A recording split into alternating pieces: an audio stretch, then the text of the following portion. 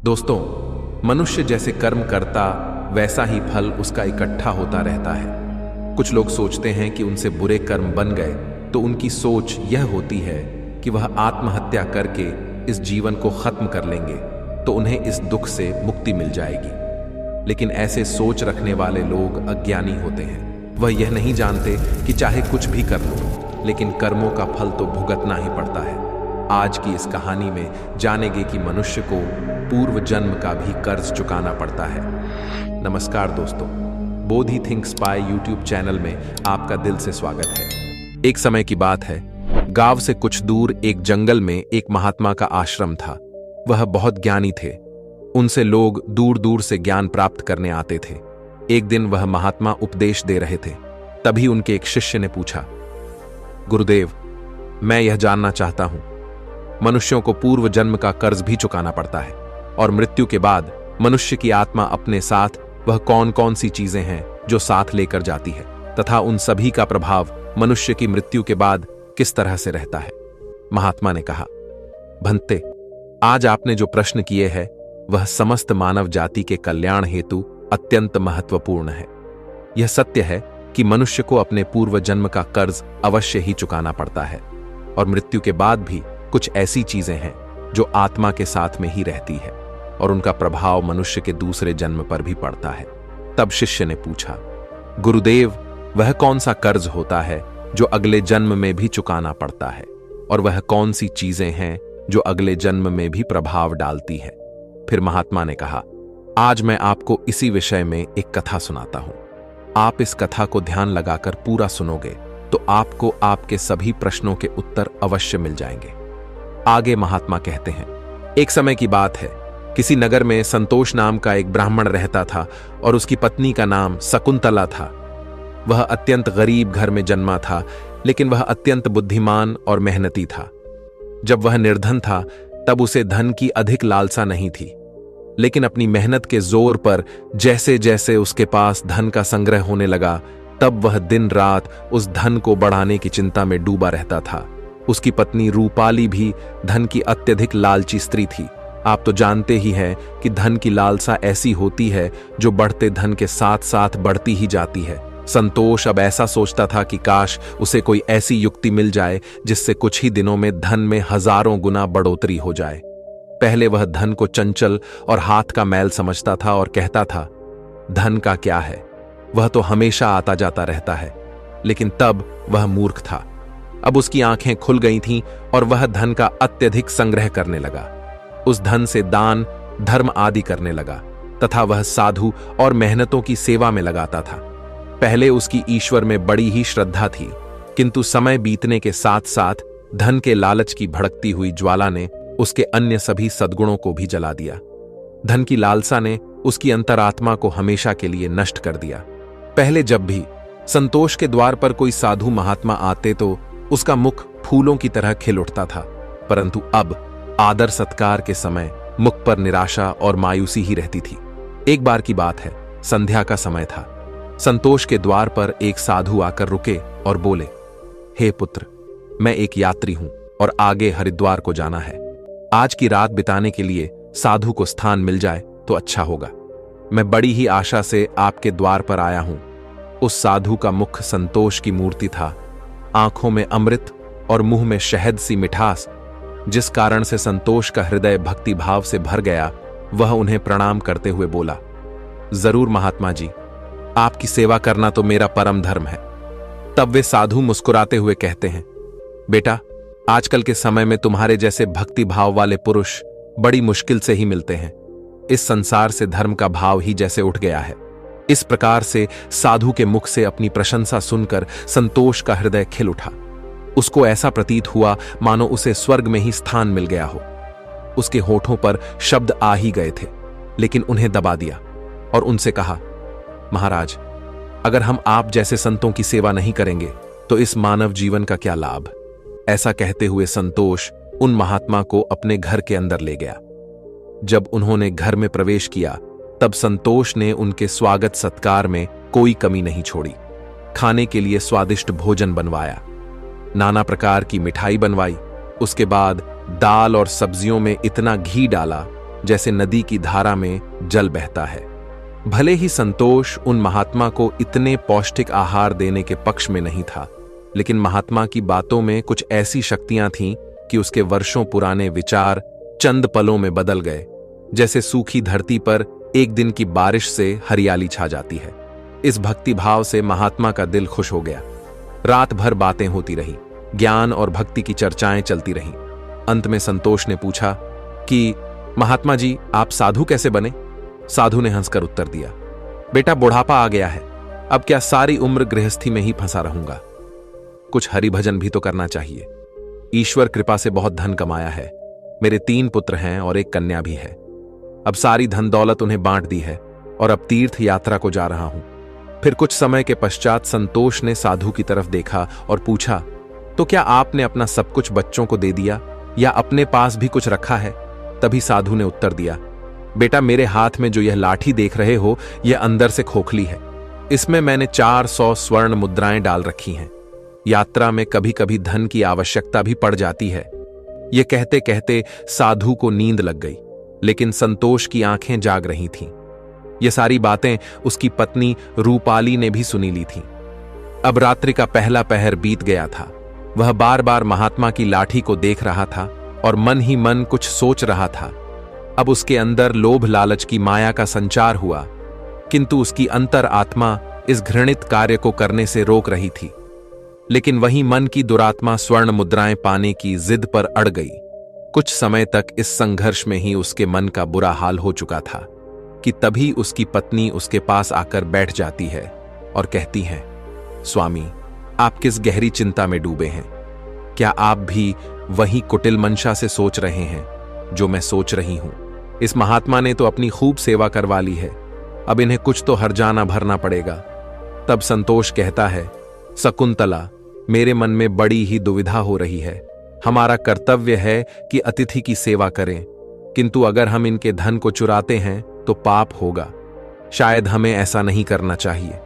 तब उसकी पत्नी कहती है, अजी, आप कैसे फिजूल की बातें कर रहे हो? इस महात्मा की उम्र ढल चुकी है और क्या पता कब यह लुढ़क जाए। वैसे भी अब यह अनाथ हैं और अपना अंतिम समय बिताने के लिए हरिद्वार जा रहे हैं। आप अपने मन को मत रोको और इन स्वर्ण मुद्राओं को ले लो। मुझे लगता है ईश्वर भी यही चाहते हैं।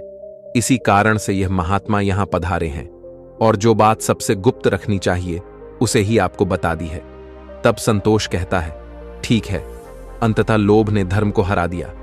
संतोष ने लाठी उठाई, पर उसके हाथ पैर कांप रहे थे। उसकी अंतरात्मा ने एक बार फिर से बड़बड़ाना शुरू किया, लेकिन लोभ के दृढ़ हाथों ने उसे दबा दिया।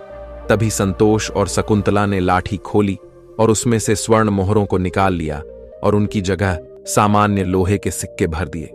अगले दिन सुबह महात्मा संतोष और उसकी पत्नी की विनम्रतापूर्वक आज्ञा लेकर स्नान आदि करके अपनी अगली यात्रा के लिए तैयार हो गए। किंतु अभी भी संतोष का दिल धड़क रहा था। उसे डर था कि कहीं साधु को शक ना हो जाए। इस ख्याल से उसका चेहरा पीला पड़ता जा रहा था, लेकिन महात्मा को इस बात की कोई खबर ही नहीं थी। वह तो हंसते हुए बातें कर रहे थे और रात की मेहमान नवाजी के लिए बार बार धन्यवाद दे रहे थे। अपितु जाते समय संतोष ने कहा, महात्मा जी, मेरे यहां संतान नहीं है। कृपया भगवान से प्रार्थना करें कि उनके जैसी ही हमारे यहां संतान हो जाए।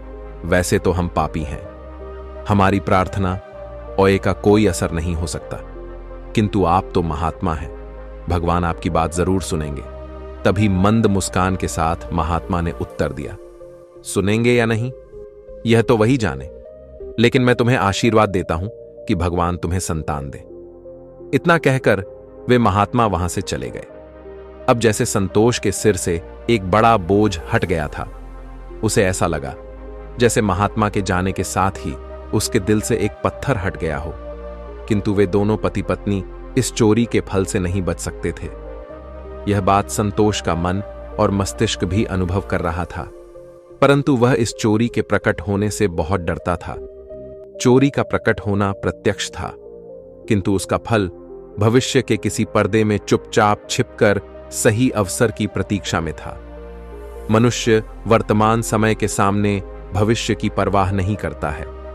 वहीं दूसरी ओर जब वह महात्मा हरिद्वार पहुंचे तो उनका हृदय अत्यंत प्रसन्न हो गया।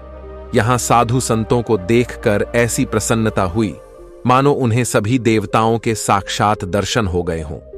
उनका मन ईश्वर भक्ति में लीन हो गया। फिर रात को महात्मा वहीं संतों के साथ आश्रम में सो गए। फिर अगले दिन स्नान करके उन्होंने उस मंदिर के मुख्य रसोइये को बुलाकर कहा, मैं यहां श्रद्धा हेतु आने वाले सभी यात्रियों के लिए अन्नदान करना चाहता हूं। यही एक इच्छा मेरी बाकी है। कृपया आप हमें बताएं कि सभी लोगों के भोजन, निवास और वस्त्र दान के लिए कितना खर्च हो सकता है। तभी उस व्यक्ति ने कुछ हिसाब करते हुए बताया कि महाराज, अन्नदान, निवास और वस्त्रदान और अन्य सभी प्रकार के कार्यों के लिए कुल 300 स्वर्ण मुद्राएं लग सकती हैं तथा 20-30 से कम अधिक लग सकती हैं। क्या आपके पास इतना ज्यादा और पर्याप्त धन है? महात्मा ने कहा, ठीक है, मैं इसका प्रबंध करता हूं। महात्मा ने कहा, आप बस कल के सभी कार्यक्रमों का आयोजन करो। कहकर वे गंगा स्नान के लिए चले गए। फिर अगले दिन उनके कहे अनुसार उस रसोइये ने पूरा आयोजन किया। हरिद्वार के परिसर में बड़ी ही धूमधाम और खुशी के साथ अन्नदान, वस्त्रदान, भजन आदि कार्यों को संपन्न किया। वहां मौजूद सभी लोग देखकर खुशी से कहने लगे, महात्मा स्वयं गरीब होकर कितने उदार हैं और जिनके पास धन की कोई कमी नहीं होती, वे व्यर्थ के दिखावे में लुटा देते हैं, परंतु धर्म की राह पर एक कौड़ी भी खर्च नहीं करते। यह एक नेक दिल मनुष्य है जिसने अपना धर्म समझा और धर्म के सामने धन का मोह नहीं देखा। अपनी प्रशंसा सुनकर महात्मा की खुशी का कोई ठिकाना न रहा। उनका हृदय आनंद से प्रसन्न हो रहा था, किंतु दूसरी ओर उसका भाग्य रो रहा था। जब संध्या हुई, महात्मा ने अपने कमरे का दरवाजा बंद किया और लाठी को खोलकर देखा तो लाठी के अंदर लोहे के सिक्कों को देखकर उसका हृदय कांप गया। उसे ऐसा प्रतीत हुआ मानो वह कोई भयानक स्वप्न देख रहे हों। उसे अपनी आंखों पर यकीन नहीं हो रहा था। वह चाहते थे कि यह स्वप्न जल्द से जल्द टूट जाए, पर यह कोई ऐसा स्वप्न नहीं था जिससे नींद खुल जाए। उसने बार बार अपनी आंख मलमल कर देखा, पर सिक्के वहीं थे, लोहे के। अब उस महात्मा को थोड़ी ही देर में रसोइये को हिसाब करके उनका धन लौटाना था। उसने सोचा, अब क्या होगा? अपमान की छवि उसकी आंखों के सामने खींच गई। वह कहने लगा, हे प्रभु, आप मुझे क्षमा करें। महात्मा कांपते हुए खड़े हो गए। उन्हें अपमान का ख्याल अपमान से भी ज्यादा डरावना लग रहा था। अब उनमें इसे सहन करने की शक्ति नहीं थी। वे कुछ देर तक सोते रहे और उन्होंने अचानक से दरवाजा बंद कर लिया और साथ ही उम्मीदों के द्वार भी बंद हो गए। महात्मा ने चारपाई की रस्सियों को निकाला और उन्हें छत से लटका दिया। अब मौत दरवाजे पर खड़ी थी कि तभी महात्मा की अंतरात्मा ने उपदेश दिया। दिमाग ने भी सलाह दी कि यह तुम क्या कर रहे हो? आत्महत्या सबसे बड़ा निंदनीय कर्म है, ऐसा मत करो। पर निराशा ने हर तरफ से हरा कर रख दिया। महात्मा का चेहरा मृत व्यक्ति की तरह सफेद पड़ गया था। तब उसने चारपाई पर खड़े होकर अपनी गर्दन में फंदा डाला और कांपते हुए पैरों से चारपाई को ठोकर मार दी। वह महात्मा फांसी पर झूल गए और उसकी मौत हो गई। जहां सुबह बहुत सुखपूर्वक और शांत थी, लेकिन किसे पता था कि शाम इतनी दुखद होगी। कुछ ही समय बाद यह घटना का चारों ओर फैल गई। यह सब देखकर उस रसोइये ने ही महात्मा का अंतिम संस्कार किया और फिर से भगवान का नाम लेकर अपने काम में लग गया। वो महात्मा तो मर गए, लेकिन उनका आशीर्वाद अभी भी जीवित था। 1 साल के भीतर ही वह चोर ब्राह्मण संतोष के घर में एक पुत्र का जन्म हुआ। इस अवसर पर संतोष ऐसे प्रसन्न था मानो सारे संसार का धन उसे मिल गया हो। अब तो अंधेरे घर में प्रकाश छा गया था। उसके पैर धरती पर ना पड़ते थे। उसने बालक का नामकरण संस्कार बड़ी ही धूमधाम से किया। इस उत्सव के अवसर पर एक नगर भोज दिया गया। उस दिन संतोष ने अपनी सारी जिंदगी की कंजूसी निकाल दी और धन को पानी की तरह बहाया और बालक का नाम संकेत रखा गया। संकेत बहुत ही सुशील और भगवान का उपासक बालक था। उसकी तीक्ष्ण बुद्धि देखकर आश्चर्य होता था। लोग कहते थे कि यह कुल का नाम बढ़ाएगा। संतोष यह सुनकर फूला न समा आता था। इसी प्रकार 5 वर्ष बीत गए। संकेत शिक्षा ग्रहण करने हेतु आश्रम में गया। वहां भी उसके गुणों का विकास होने लगा। वह हमेशा अपनी कक्षा में प्रथम आया करता था। संतोष यह देखकर ईश्वर को धन्यवाद करता था, लेकिन कभी कभी जब उसे उस महात्मा के साथ अपने दुर्व्यवहार की याद आती तो उसके दिल में चुभन होती। और उसकी आत्मा पर एक अनजाना सा डर छा जाता था। उसे बार बार अपने ऊपर गुस्सा आता था।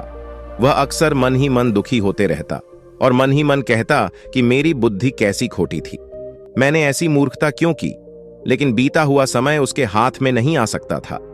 उसने स्वर्ण की 400 मोहरों को एक लाल वस्त्र में बांधकर संदूक में रख दिया और यह निश्चय किया कि वह उस महात्मा को वापस दे देगा।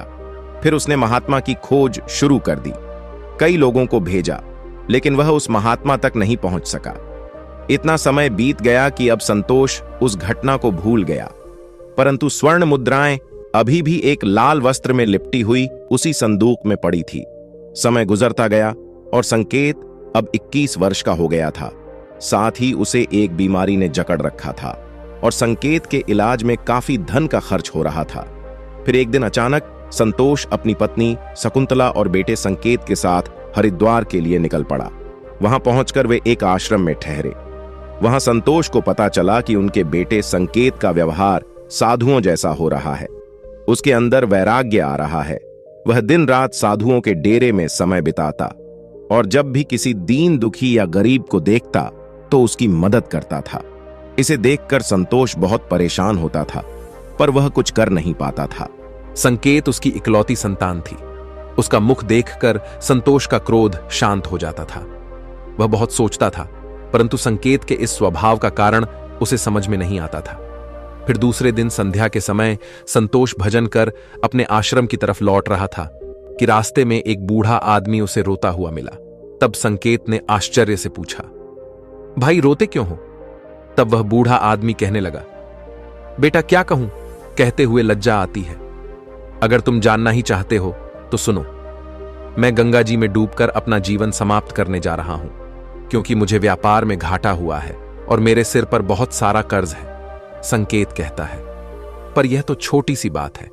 उस बूढ़े व्यक्ति ने अजीबोगरीब नजरों से संकेत की ओर देखते हुए कहा, मुझे अपना कर्ज चुकाना है, नहीं तो मेरे पास आत्महत्या करने के अलावा कोई विकल्प ही नहीं है।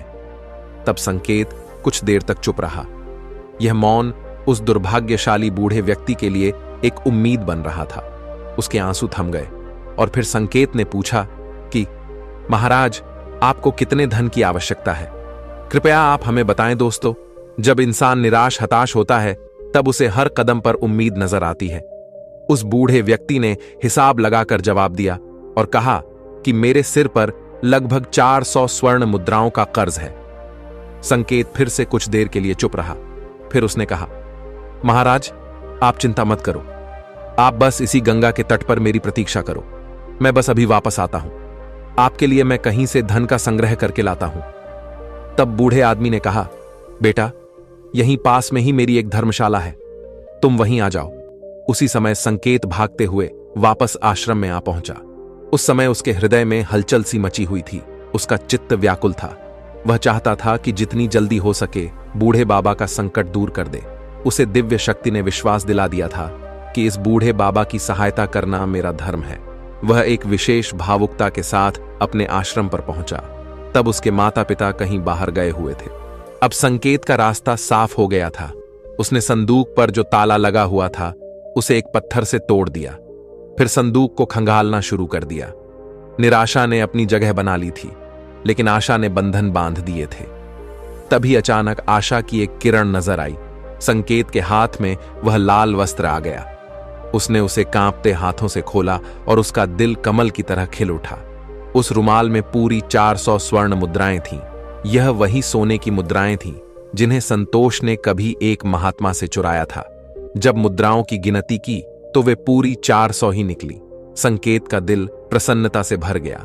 उसने वह मुद्राएं अपनी जेब में डाली और वस्त्र को वापस संदूक में रख दिया और अति उत्साह के साथ उसी बूढ़े बाबा के पास जा पहुंचा और उन्हें वह मुद्राएं दे दी। दोस्तों, हर व्यक्ति को पूर्व जन्म का कर्ज चुकाना ही पड़ता है। यह बूढ़े बाबा वही रसोइये हैं जिन्होंने उस महात्मा का अन्नदान और भंडारे का आयोजन किया था, किंतु उनके आत्महत्या करने के कारण इनके ही धन की हानि हुई थी। और संकेत वही महात्मा है जो संतोष के घर में जन्म लेकर अपना कर्जा चुकाकर मुक्त हुआ है। दोस्तों, अब आगे सुनो। होनी को कुछ और ही मंजूर था। जब संकेत वापस लौटा तो उसके मन में एक अनोखी शांति थी, मानो कि उसका जन्म इसी कार्य को पूर्ण करने हेतु हुआ था। अब उसकी बीमारी ने उसके ही प्राणों की आहुति ली। वहीं जब दूसरे दिन सुबह यह बात संतोष और शकुंतला को पता चली कि उनका पुत्र मृत्यु को प्राप्त हो चुका है, तो इस दुख के कारण उनका हृदय अत्यंत पीड़ा से भर गया और निराशा के साथ उन्होंने भी अपने प्राणों को त्याग दिया। जब उन तीनों की मृत्यु हुई तो उसी रसोइये ने उनका अंतिम संस्कार किया। जब उन तीनों की आत्माओं को यमराज के दरबार में लाया गया, तब यमराज ने संकेत को स्वर्ग में भेज दिया। वहीं दूसरी ओर संतोष और उसकी पत्नी शकुंतला को घोर नरक में डाल दिया। तत्पश्चात उन दोनों को ही अपाहिज बनाकर धरती लोक पर कुत्ते के रूप में जन्म देकर वापस भेज दिया। दोस्तों, जो भी मनुष्य अपने जीवन में कर्ज नहीं चुकाते हैं, उन्हें जन्म जन्मांतर तक कष्ट भोगने पड़ते हैं। इसीलिए मनुष्य को किसी भी प्रकार के एहसान और कर्ज को चुकता करना चाहिए। दोस्तों, महात्मा आगे कहते हैं, हे भंते, आपके दूसरे प्रश्न के अनुसार मृत्यु के पश्चात भी 5 ऐसी चीजें हैं जो शरीर का साथ नहीं छोड़ती हैं और मृत्यु के पश्चात भी उस आत्मा के साथ ही रह जाती। यानी मृत्यु के पश्चात जब आत्मा दूसरे शरीर में प्रवेश करती है तो यह चीजें आत्मा के साथ उस नए शरीर में प्रवेश कर जाती हैं। कामना वह पहली चीज है जो मनुष्य की मृत्यु के साथ ही रहती है और अगले जन्म में भी उसके साथ रह जाती है। दूसरी है कर्म। मनुष्य इस जीवन में पुण्य कर्म और अच्छे कर्म करता है तो अगले जन्म में भी उस मनुष्य को सुख, शांति और समृद्धि की प्राप्ति होती है। तीसरी है वासना। वासना भी कामना का ही एक प्रकार है। वासना एक ऐसी चीज मानी जाती है जिसका कोई भी अंत नहीं है। मृत्यु की चौखट पर आए हुए लोग भी वासना से मुक्त नहीं हो पाते हैं। इस सांसारिक सुख की चाहत और काम की इच्छा वासना कहलाती है। मन की शांति और ज्ञान ही एकमात्र वस्तु है जो वासना से मुक्ति दिलवा सकती है। चौथी है स्मृति या ज्ञान। बुद्धिमान मनुष्य हमेशा ही बुद्धिमान और विवेकशील रहते हैं, जिस कारण से उन्हें जल्दी मुक्ति की प्राप्ति होती है। और पांचवी बात है कर्ज। यह एक ऐसी चीज है जो मनुष्य के मरने के बाद भी उसका पीछा नहीं छोड़ती है।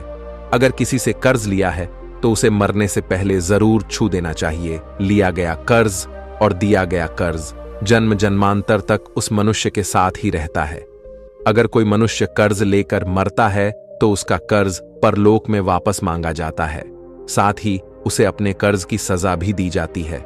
इतना ही नहीं, पुनर्जन्म में उस कर्ज के भरण के तौर पर उस मनुष्य के शरीर के किसी भी हिस्से को अपंग या अपाहिज बना दिया जाता है। अगले मिलने वाले जन्म में भी वो व्यक्ति सुख सुविधाओं से दूर रहता है और हमेशा अपने जीवन में असफल रह जाता है। तो दोस्तों, कैसी लगी आपको ये कहानी? आप हमें कमेंट सेक्शन में जरूर बताना, और अच्छी लगी हो तो इस चैनल को सब्सक्राइब जरूर कर लेना। तो चलिए मिलते हैं ऐसी ही कोई नई कहानी में। तब तक के लिए अपना ख्याल रखें। धन्यवाद और नमोः बुद्धाय।